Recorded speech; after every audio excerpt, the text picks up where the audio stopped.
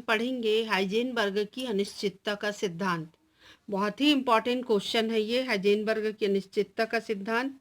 जैसा कि नाम से पता है, अनिश्चितता यानी निश्चित नहीं होगा। तो इस सिद्धांत को सन 1927 में हाइजेनबर्ग के द्वारा दिया गया।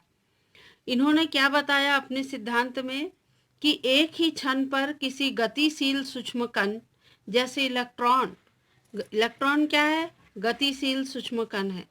तो किसी गतिशील सूक्ष्म कण की सही स्थिति और संवेग, ये दोनों का मापन नहीं किया जा सकता, संभव नहीं है। कहने का मतलब ये है कि एक ही क्षण पे आप अगर कोई भी गतिशील कण है, ये गतिशील है, और एक ही क्षण पर आप इसकी दो चीज़ें एक साथ निर्धारित करो बिल्कुल सही सही, यानी कि इसकी स्थिति और इसका संवेग, तो असंभव है, हो ही नहीं सकता।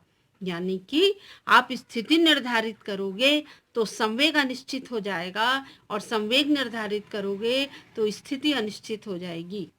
इसी चीज को हाइजेनबर्ग ने इस प्रकार समीकरण के रूप में व्यक्त किया, delta x into delta P. अब यहाँ जो चिन्ह लगा है इसका मतलब क्या है कि ये h/4 पाई के बराबर भी हो सकता है, या डेल्टा एक्स और डेल्टा पी का गुणनफल h/4 पाई से अधिक हो सकता है, या बराबर हो सकता है, पर इसका गुणनफल का मान h/4 पाई से कभी कम नहीं होगा।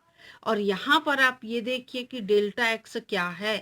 तो डेल्टा एक्स है आपके स्थिति में अनिश्चितता। किसकी स्थिति में? इलेक्ट्रॉन, क्योंकि इलेक्ट्रॉन एक गतिशील कण है, इसलिए इस पर हाइजेनबर्ग का नियम लागू होता है।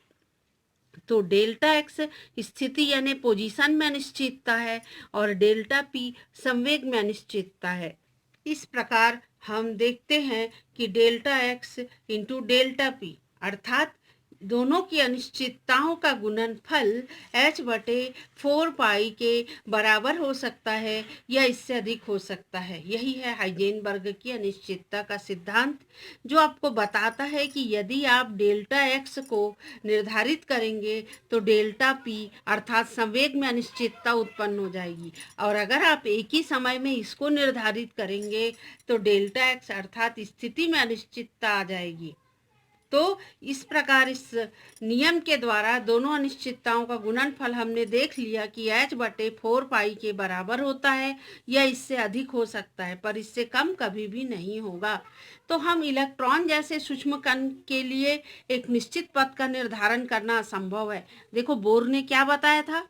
बोर ने बताया था नाभिक होता है और इलेक्ट्रॉन उसके चारों ओर एक निश्चित ऊर्जा वाले कक्ष में चक्कर लगाते हैं, जबकि हाइजेनबर्ग के सिद्धांत ने इस बात को साबित कर दिया कि अगर कोई गतिशील कण है तो निश्चित ऊर्जा वाले कक्ष में वो चक्कर लगा ही नहीं सकते। तो यहाँ पर बोर का सिद्धांत असफल हो जाता है। इन्होंने क्या कहा था?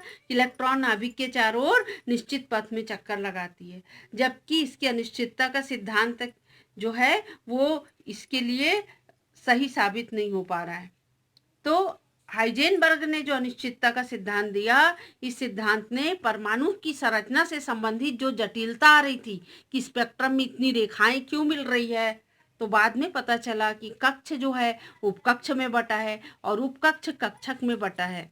तो ये जो कक्षक की धारणा है, ऑर्बिटल की धारणा है, इस सिद्धांत का प्रादुर्भाव हाइजेनबर्ग की अनिश्चितता के सिद्धांत से ही हुआ। बस आपको एक बात ध्यान रखना है कि ये जो अनिश्चितता का सिद्धांत है और डी ब्रॉगली समीकरण जो हमने पढ़ चुके हैं वो भारी कणों पे लागू नहीं होता, जबकि इलेक्ट्रॉन एक हल्का कण है तो वो हल्के कण पर लागू होता है। बहुत इंपॉर्टेंट है, याद करना है।